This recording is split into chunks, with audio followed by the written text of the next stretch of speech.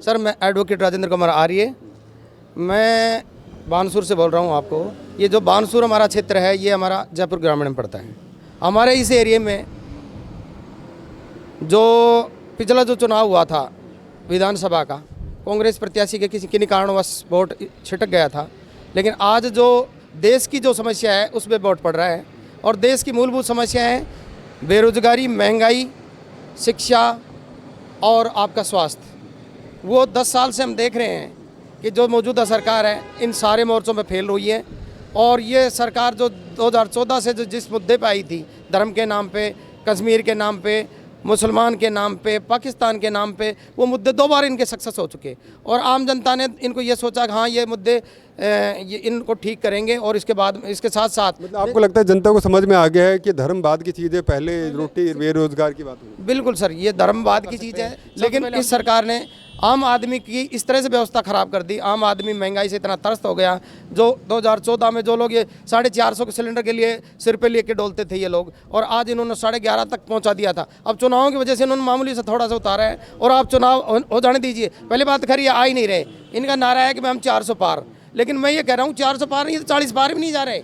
40 पार? हाँ, क्योंकि इस देश में जो ये तो कह रहे हैं कि हम राजस्थान में क्लीन स्वीप करेंगे। मैं ये कह रहा हूँ 2 बार जो इन्होंने किया ना, वो इनका ड्रामा चल गया था। लेकिन आज आम जनता के, किसान के, दलित के, मजदूर के और पिछड़ा वर्ग के सबके ये समझ में आ गया। और आप तो ये देखिए ना, राजपूत समाज ये कहते हैं बीजेपी का, आप देखिए गुजरात में क्या हो रहा है, पश्चिम में ये अपने यूपी में क्या हो रहा है। सब लोगों के समझ में आ गया कि ये लोग इस तरह के व्यापारी लोगों को ही सपोर्ट करने के लिए और ये इस सरकार में हैं। और देश की जो सारी संपत्ति जो देश आज़ाद होने के बाद में देश ने इकट्ठा की थी, रेलवे किया था, एयर इंडिया किया था, और जितनी भी एल भेल जो भी संस्थाएं की थी, दूरसंचार BSNL, ये सारी चीज़ों को ख़त्म करके और सारा माल सारा कुछ एक लोगों को एक जगह देने के लगे हुए हैं। ये तो शुक्र है हमारे देश में सुप्रीम कोर्ट एक सही समय पे देश को आंखें खोल दी। जो इलेक्ट्रिक बॉन्ड वाला जो मुद्दा था वो अगर सुप्रीम कोर्ट नहीं खोलता तो शायद अब भी ये 24 में 400 पार, क्या इससे भी आगे चले जाते।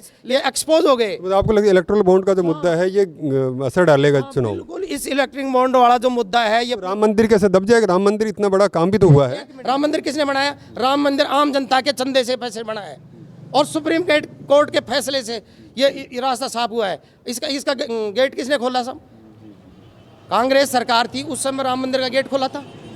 उसके बाद में जो ये समय कोर्टों में लगता है, कोर्टों के समय ये फैसला इनके समय में आ गया संयोग से। उस फैसले को ये लेकर के 24 से पहले अपूर्ण मंदिर का इन्होंने धर्म का अपमान किया है।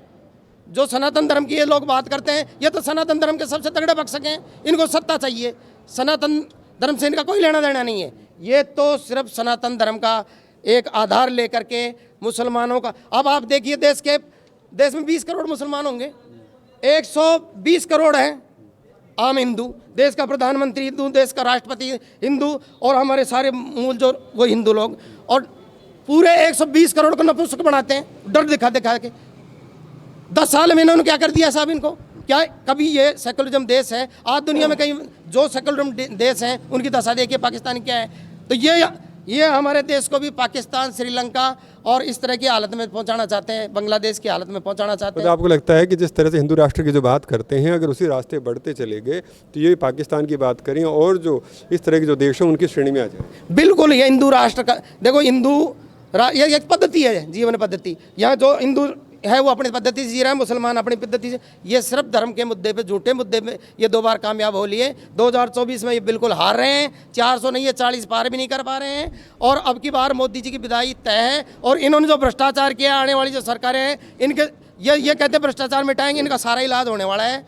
और मैं ये कहता हूँ अगर देश जीतेगा, संविधान जीतेगा, हम सब जीतेंगे।